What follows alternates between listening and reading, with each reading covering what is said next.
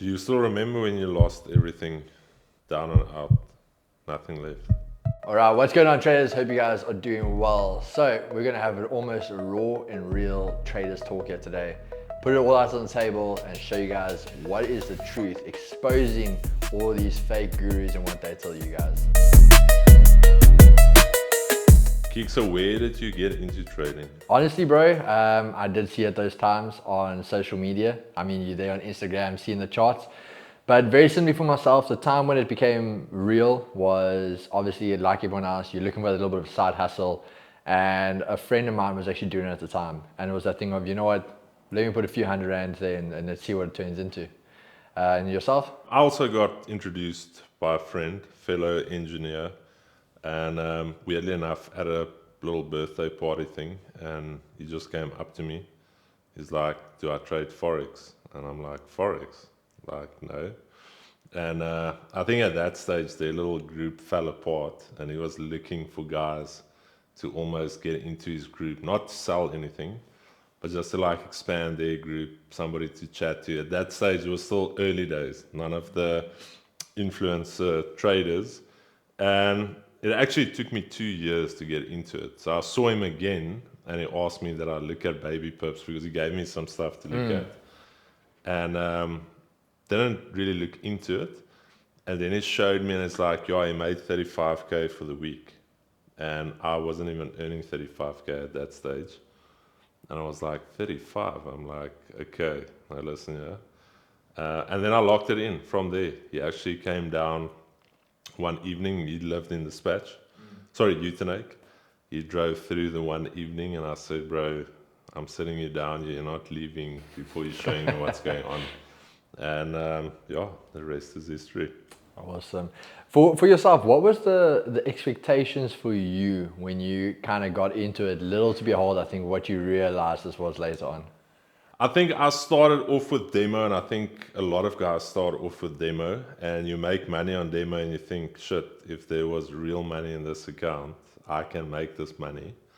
So I think initially, as with everyone, it's like trying to escape that 9 to 5 and having like these numbers tick in your head, like, shit, I need to get off demo if I can do it on demo. So you've got this massive expectation.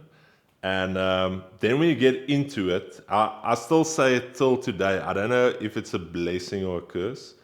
My trading initially went very well. Like, it went really, really well.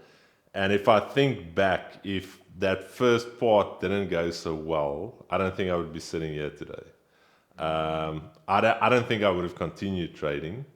But it went so well initially, and then obviously we're going to chat a little bit later about the troughs in life and in trading. But yeah, so my initial experience was good. And yours? Yeah, I'd say we have pretty similar outlooks. I mean, I started, and as I said, at that time, it was looking for a little bit of money. And very similar to what you said there, I took about 2 years. So not that it took me 2 years to get into it, but I took a 2-year break. And that was purely because I started this trading thing. At the time, someone who's making $1,000 a week, I start trading, I do this thing, and I make like $400 in a day. And I'm like, damn, okay, this thing's like, I'm gonna make money, yeah, looking at sports cars, looking at this. Best me over myself, by the end of the week, I'll blow up the whole account. I'm that guy sitting there going, you know what, trading's a scam. They took my money, they did all of this. And so I did well, but I never got a withdrawal at that point. And that's kind of what made me take a bit of a break from trading, because I had this negative aspect to it. And then only later when I came back to it, very similar, I did well, but it was never those massive gains. I was just making like weekend money, yeah. So I was make like a 400 Rand, yeah, 500 Rand, yeah. But the difference was this time, at least I was withdrawing it. And that's kind of what gave me the idea that this is real. There's levels to it, but it is real. Do you still remember your first one? Not vividly, hey, like the very first one. I remember my first big one. That one I remember like the back of my hand. And funny enough, it was off a news event, but at that time I didn't know what news events were. I just thought I picked up on this thing that, hey, at 2:30 every day, like if you enter just before, you catch this massive move. But I put 2,000 Rand in an account. Sorry, I put 400 Rand. The 2,000 Rand was a different one. I put 400 Rand in an account. I still have the screenshots to show it, which we can show the guys. but I put 400 Rand in, and within seconds I made 10,000 Rand From a 400 from a 400 What? Rand. So absolutely crazy. I was blown away. Like I couldn't believe it was real.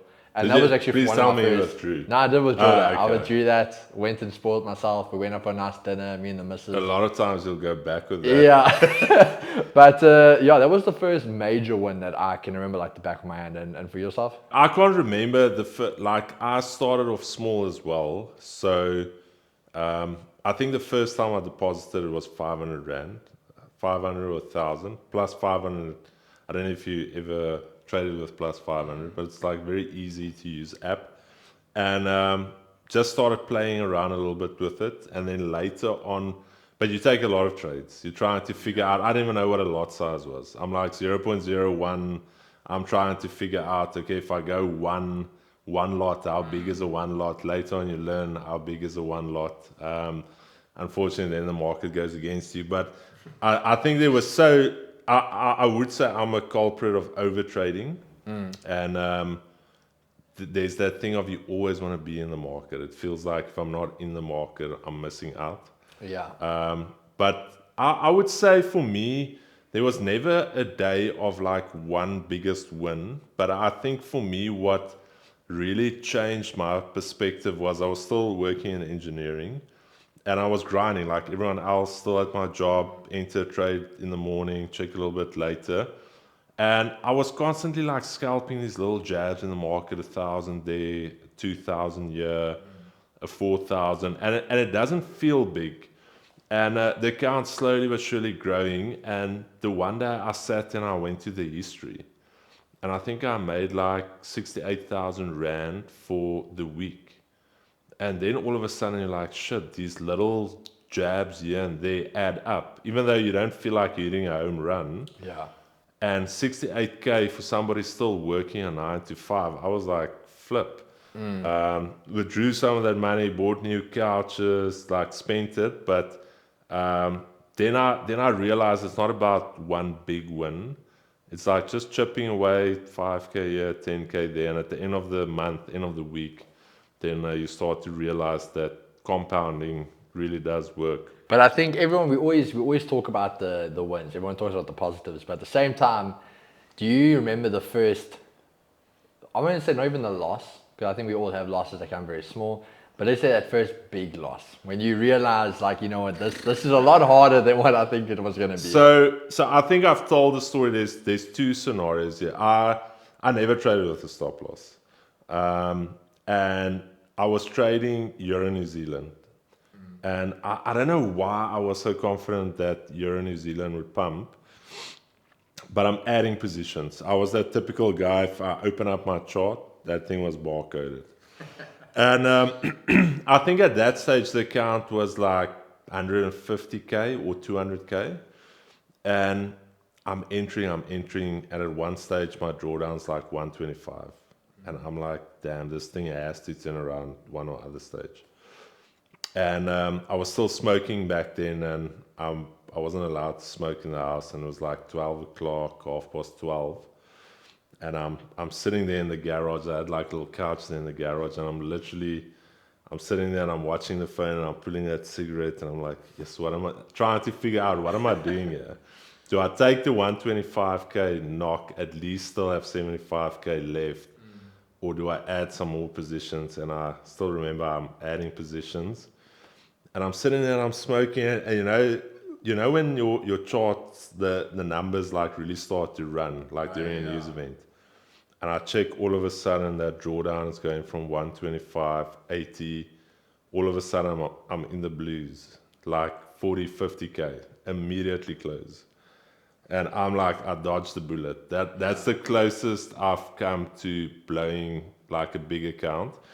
But then the other story was also again grinding out like an entire week, made like some good money. And Fridays, every second Friday, I finished at 12. I would come in early so I can get that half day. And I still remember I was up massively for the week. And I'm like, I'm going to chop these markets now this afternoon. And I sat there at home and I start quick 24K loss. I'm like, okay, let's regroup. another 30K loss. And that day, I think I was positive for the week, maybe like 70K. And I think I ended the week down like 60K. So almost like a 130K down day. And absolutely ruined my weekend. You go from this absolute high, ready to chop the market, to when my wife got home, she's like, "What's wrong?" And you're like, You don't want to talk to anyone. "Yeah, I can't even tell you what's wrong because you're gonna be like, how the hell did you lose 130K in a day?" But that specific, I've lost more money, but that specifically in that part of my trading journey stinged because again it came back to all of that time because you're still working a 9 to 5, so you're scrambling in the mornings, you're taking some trades, so you're grinding, and it feels like you grinded it out, and it takes you 2 hours to ruin your week and be down, not even break even. Now you're down to start the next week. So that for me was gak. I think even for myself, I think that's where I landed up, and I think matching and with the whole trading community. So when I started, a lot of guys don't even know them today, but Tickmill, that was the very first broker I traded with, and they have a minimum deposit of $100. So that's already going there for the South African guys. That's like 2,000 rand. But trading that, and as I said, had the points where traded, you don't understand what contracts are, which land up with lot sizes and things like this. And I had winnings, but now the accounts got a bit bigger, so I think I'm gonna go a bit bigger on the lots. And you watch $200 disappear like this, and I'm like, what just happened? So I had the first little experience with that. Then later on, because of what happened after I took that break, I came back to trading. I was that guy where I said, listen, I'm not going to necessarily trade with a stop similar to you, but what I deposit is my stop loss. So I was like, I'll put in 500 rand, and that 500 rand, if I hit stops, it's there. But a 1 to 2, if I double up, 1,000 rand for the day. So I had already like a little bit of a tactic. And the one day I lost it, and it was that move of, I know this move's coming. I'm going to catch it, so let me redeposit another 500. I get stopped again. Let me redeposit another 500. If I just make the 1,000 back, call it a break-even day, I'm good. I make the 1,000, but then I go bigger because I want to win, and then I lose again. And it was this death loop like we spoke about. And before the end of it, I think I was something like 6,000 rand down on the day. And it was at that time, again, going back to I'm making like 1,000 rand a week. This is like a month and a half salary you've just put down the drain. And you sit there going, what did I just do? You actually nuked basically 6 weeks of your own time. So You literally threw that in the flames. yeah, so that one got a bit hard for me to just sit there and take that one. When you started doing well, was there ever a time where you felt like this is maybe luck? I want to say there definitely was. So, and that actually starts when I got into funded accounts. Because my mate started this time who introduced me to funded accounts. We're like, bro, it's this hard thing, but like if you pass the phases, you do this, you're gonna make profits, massive stuff. And I'm like, okay, sounds awesome. Doesn't sound like it's real, but all right, cool. And the one friend of mine, he believed in me, so he's like, listen, bro, I'll even give you one of my accounts, trade it. I passed phase 1 in like 2 days. Bang, bang, done. I'm like, easy, bro. Phase 2, passed 1 trade. I'm done phase 2. I still get to the guys who can meet up for lunch, and they were still like, bro, I'm done phase 2. And I'm like, what the hell are you talking about? I'm like, no, yeah, 1 trade, I'm done. And they're like, what the hell are you doing? What's this boy on? And I'm like, bro, easy stuff. R8's on the way, all of this now. The minute that account got live, I couldn't hit a win for anything. And I was like, damn, okay, maybe I just got lucky. Like, maybe this isn't for me. Because again, now you see that realization of big money and how quickly you get hurt. Yeah. And I was like, shit, okay, maybe I was just lucky. I mustn't overthink this. But that's always the first story that comes to me for mine. Yeah. But for you? Yeah, I almost want to say there was a time. So I did really well. And then I started shifting the goalpost with my own trading. Like I had my strategy, and then I almost want to say there was a time where this influencer trading really started to pick up. And now all of a sudden you're looking at it and you're like, you making good money, but now all of a sudden these guys are showing 1,000 pip trades, 100 R trades, and I'm taking like a 2 to 3 R trade. And that is when things went sideways for me, because now you're like, my strategy isn't enough. Now I'm starting to strategy up, and that is where at one stage I felt like that, like I couldn't eat a win for shit because this is part of my strategy, but now I'm also got this concept. So this concept is contradicting that, and now you entered anyways. So there was a time where I literally almost had to unlearn and go back to basics and say, listen, forget all of the rest. Otherwise, I wouldn't really say there was a time where I just thought it was pure luck, because my experience was very up and then very down. So I think that reality hit me quite quickly and quite hard. So But I think going into like the next area of this is having, like you said, those very highs and then the very lows. We always talk about this as traders, the emotions, the psychology, all of that we go through. Where was it at that point, do you think, did you ever go through, like for example, I just mentioned with mine, a clear one, obviously I was going through FOMO, I didn't want to miss a trade. And then when I was wrong, I wouldn't accept I was wrong, which led me into revenge trading. Was there any of those that kind of stood out for you in your trading journey? I think thinking back for a long time, what kept me back was not accepting to be wrong. Even up until about 3-4 years ago, where if you come from an engineering perspective, there's a right and there's a wrong. There's no middle ground. Your design either works or it doesn't work.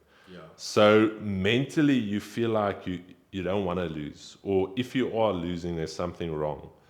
And I feel like that kept me back yeah, like for a very long time. It actually hindered my progress in trading, because now I would start to overthink a trade. Like, will I be 100% correct? Have I checked everything? Have I checked the data? Does everything line up perfectly? Is the structure perfect? And then you realize, to a point, trading is an art. As much as it's very calculated, there's a certain level of, I don't want to say looseness to it, but you can't be too rigid. Yeah. It's very weird to describe. You have to almost accept that you can be wrong and you're fine with it, but you also want to be right. Yeah. And that emotion for me of being wrong is what really hindered my progress. Up until I was like, dude, you can be wrong. And there's nothing wrong. You don't have to overanalyze it, go back. Because for me, I would be wrong on one trade and I'm done for the day. I'm down. I'm like, why did I lose? Maybe I missed something. You go back, you improvise your strategy, and it comes back to that death loop. And you never get out of it, because just you don't want to accept being wrong. So that for me was a big one. And you? I think, yeah, obviously the FOMO and the revenge trading, it goes interlinked with each other. That's why you're going to completely just keep trading, and you get yourself in a very bad position. But I think what also landed up for me with the problem was when I got wins, because of how my trading style was working at that time. As I said, I was always having these small deposits and then wanting returns. I did get a point where I was getting very accurate. Like these wins, we were starting to have like a very high win rate. There's more wins than losses. And I got to myself to the position of, I'm going to scale up. And when scaling up, it's also the idea of I scale up the amount I'm risking, but I've also scaled up in the lot sizes.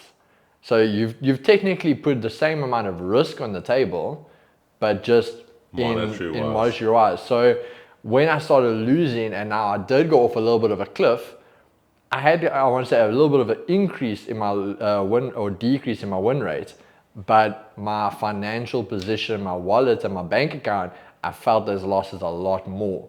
But now because I was losing money at a lot quicker rate, I also was, I want to say that fight or flight mode, where it's like I have to make the money back just as quick as I've lost it.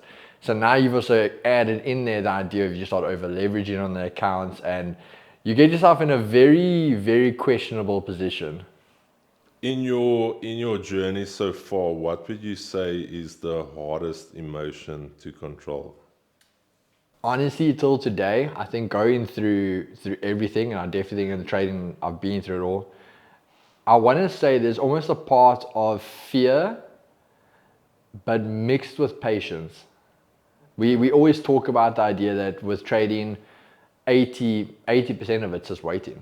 And you've actually, in being patient, you're eliminating FOMO, you're eliminating revenge trading, because at the same time, like you said, if I do enter and I'm wrong, I need to accept that, okay, I'm wrong now. I can be right later, but again, I've now brings patience back into the game. I've got to wait again. But at the same time, it was just that thing of fear. Now you're waiting, you're doing all this, but I think it goes to the whole social media aspect. I had to realize I was on my own journey at some point, and I had to stop comparing myself to these influencer traders, these other numbers, these crazy numbers I see from everyone else, and be like, you know what? If I fail today, if I fail this week, if I fail whatever, it's okay. Like, I'm going to come back, I'm going to keep trading. One trade where I over leverage is not going to make the difference. Is it that fear of like you see a move happening and you're not a part of it? Or is it like a fear of actually not making it in the industry? I want to say it's the fear more of making it in the industry. Like at that time when I started becoming big in my trading, I wasn't really a social media person. So like I was social media, but a much more of a personal life than a business and type of thing. And it was that idea of just, do you do something and you're not good at it? But at the same time, like when we talk about fear in our trades is you start getting to a point where you were then too scared to execute on the trades. Because you're scared of being wrong. You're scared of being wrong. But at the same time, when you're in the winning trades, you're too scared to even be in them. So you kill all your trades that are good trades and you keep killing them short because you just have this fear of being in the market. Like that whole time, the minute your capital is at risk, it's like everything else in your brain just switches off. If you trade from a position of comfort financially, where like that trade is not going to hurt you, mentally you're at a better space. It's easier to hold a trade. It's easier to put risk on the table because you're not in a crunch. And I think we can all agree, as soon as you get into a crunch, that is when you're in this rock and hard place. You have to make money, but you can also not lose that money. So now it's like every bullet you take is maybe your last bullet you're going to shoot now out of the chamber. And it's like, I need to make this chip count. This is either going to bring me back somewhat, or this is the end of it. Yeah, I think that was the big difference. I mean, we always talk about losses, but at that time it goes to with the profits, where as a trader, there's times you got to almost be like, listen, I'm going to leave 60, 80,000 Rand on the table and I'm going to walk away and hope when I come back, it's got bigger. But I'm putting the risk on that table that I can come back and I've hit a break even and all that's gone now. So there's, like you said, there's times when you need 60K, you're not going to just leave it on the floor. But when you can leave it and be like, listen, give it another 2 hours, I could come back and this is at 200K, you're in a much better position to do that. But I think from your side as well, going through, like you say, very good parts of your trading and the bads, what was the hardest emotion for you to overcome? I think, again, it comes back to that ego thing, just accepting the fact that you can be wrong. I think as you mature as a trader, we said it on stream as well, where it's just a game of probabilities. The market does not have a personality. The market is not against anyone. It's not like the market is punishing you because you come from a certain community or a certain background.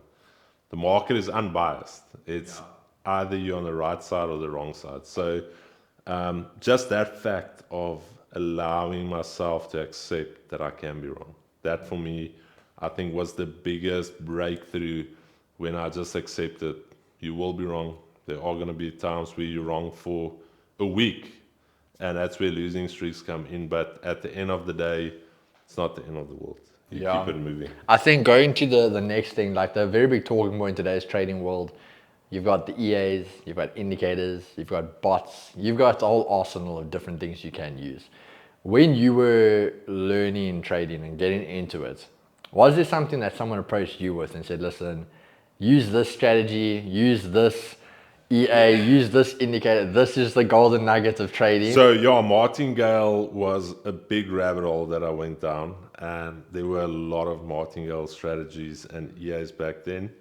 And then later on, learned the hard way that there's no easy way to make money. There's no 100% trading robot. But yeah, that's just me. A lot of guys will differ from me and say there are EAs that work. But like I said, come show it to me. EA that's been consistent for 2, 3, 4 years, even 5. Yeah. Then I will take it seriously. But other than that, nothing that I've seen to work in the long term. Coming back to your trading style as of late, and I think you've definitely evolved in the 2 years that we've been together. Has your trading style evolved from where you started to where it's now? Yeah, it's definitely evolved. I think a lot of guys, when we started, I think people knew me as very much a support and resistance trader, and that's still the bread and butter. That's the basics of everything. Then it kind of shifted over to being the fundamental trader. Everything I did had to come off a fundamental event. And then having these different approaches to the market. And where I think that evolution came was, I always still talk about the 4 pillars in trading. So for myself, it's obviously your technicals, your fundamentals, your sentimentals, and psychological. But you need to have a balance between all 4 of those. And then when it came to the trading, I think that goes back to the idea of having a golden nugget. And there's no such thing. I think we always talk about Einstein being the one who said, if you're going to do the same thing over and over and over again, but expect a different result, that's the definition of insanity. Yeah. So why would you do that with trading? Like you said, even if the sample size is massive, why would you do that? And that's where I kind of built the approach of, I wanted to have verified and strategies and approaches to the market that work. But very similar to what we talk about, like with an EA, you have something that works in different market conditions. So why not build yourself an arsenal to trade with? And when the market conditions are trading, if you know the one is not working right now, for now, just shift to a different one. And that's kind of what I did for myself, is I built up, for now, let's just say they're the five main trading strategies, but they're different approaches and they all work, as I say, still very much core pillars of what they're built of, but it was allowed me to adapt myself in market conditions, which I think has helped, especially in even just this last year, with everything with Trump and all the wars and all these things with these insane market conditions.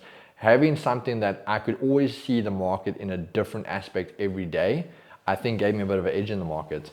What's made the biggest difference in terms of your profitability, let's say the last 2 years? Funny enough, making the biggest profitability difference for myself has been the idea that I don't need to chase a big profit goal. And I think this comes back to what I always talk with the guys, and we've spoken about so many times, let's just say with the prop firm route, why aim for a 10% target if I can already, let's just say, break it into bi-weekly payouts, and now I've only got to aim for 5%.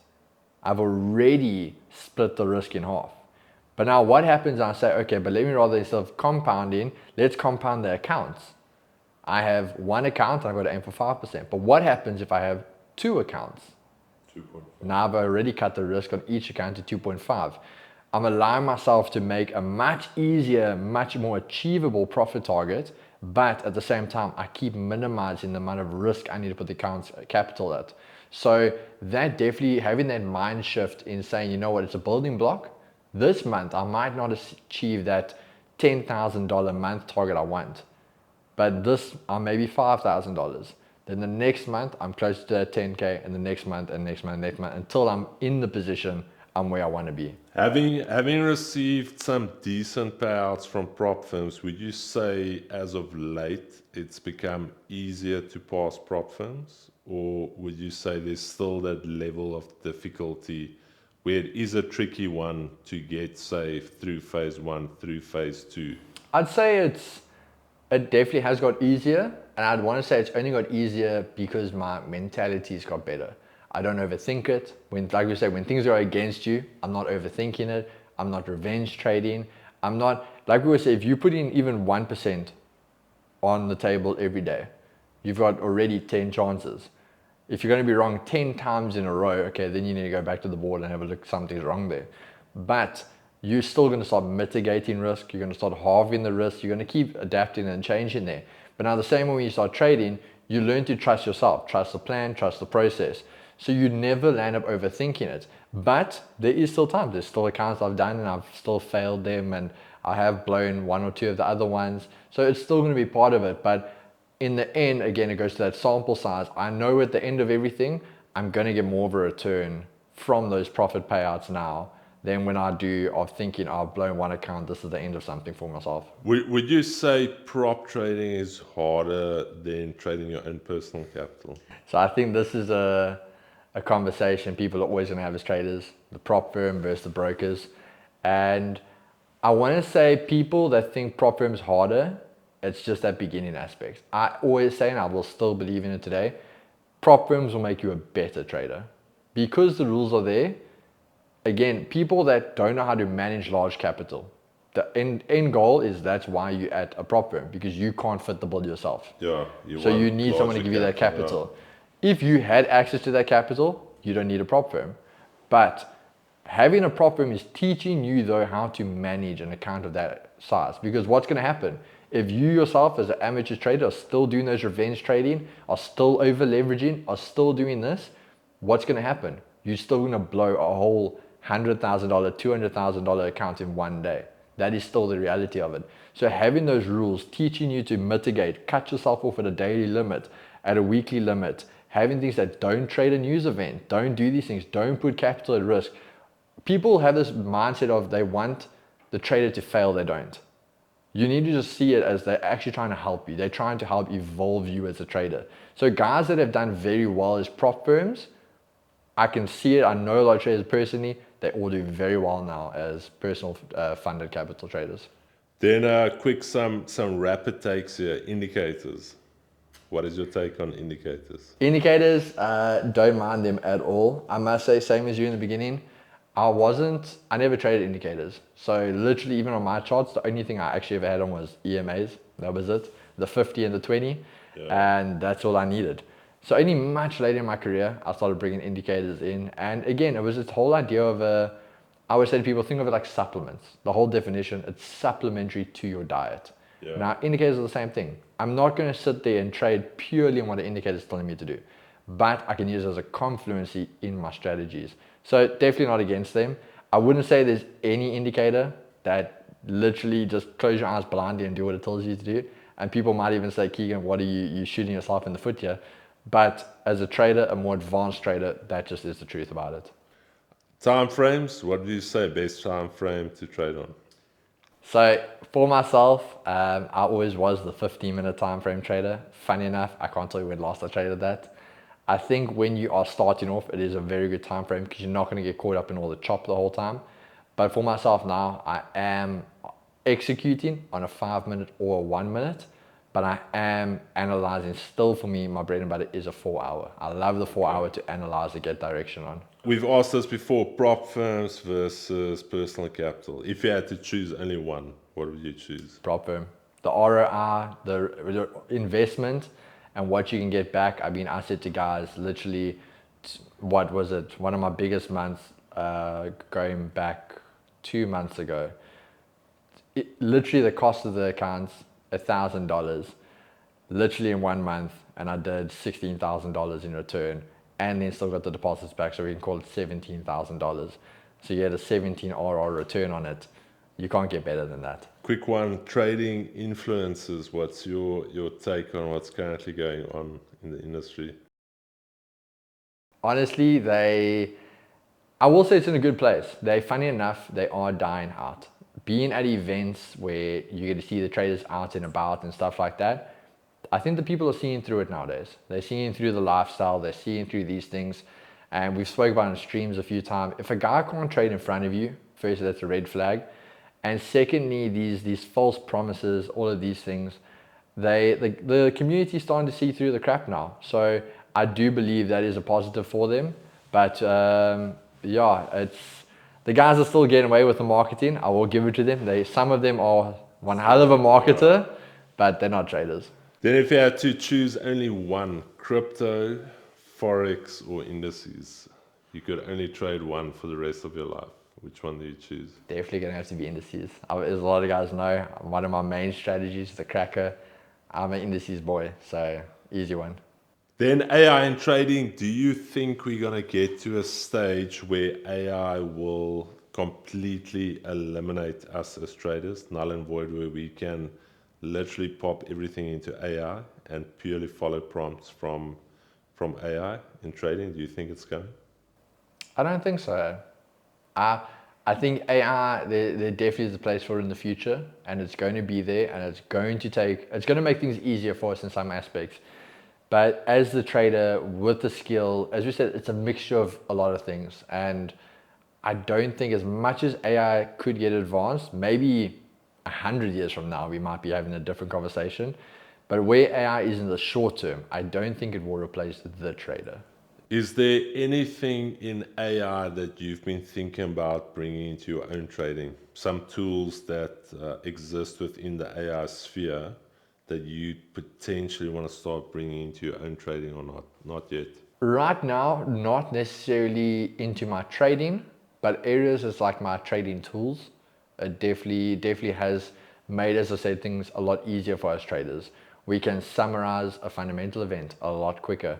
We can obviously break down things. If you want to quickly run a test on a strategy, AI can backtest months in a few seconds for you. There's definitely approaches to it, but again, nothing I would say put into a trading, but more a trading tool. I'm thinking on that. I was thinking, imagine AI gets to the stage, and maybe it is there, I don't know yet, where you can record your session and you've got the chart in front of you and you execute live in front of it. And then after your session, you upload that and you let AI basically Almost revise it for you. analyze, review, tell you, Chris, looking back on, let's say you do that for 6 months and it goes back to the point where it's got all the data and it can almost become an advisor. So when you enter the trade, you can say, AI, whatever the AI is called, what do you think? Do you think I should hold? And you can almost have the AI prompt you to say, Chris, remember you are trading at a session high, or we've seen this. So I'm almost thinking of AI becoming a coach later on. Like a trading buddy. Like a trading buddy, not telling you how to trade, but obviously profiling you as a trader. All right, traders, so that is the video wrapped up. Make sure to drop a like, subscribe if you haven't, if you're new. And do us a little favor there, guys. Help us with these analytics. Go comment below what strategy you use. Again, we're going to be choosing one of those comments to win a 3-month subscription into our private group, Project G. So again, turn on that notification bell so you don't miss the next one. Next time, we're going to have Kribo answering those questions, and we've got a lot more coming. Peace and love. Cheers.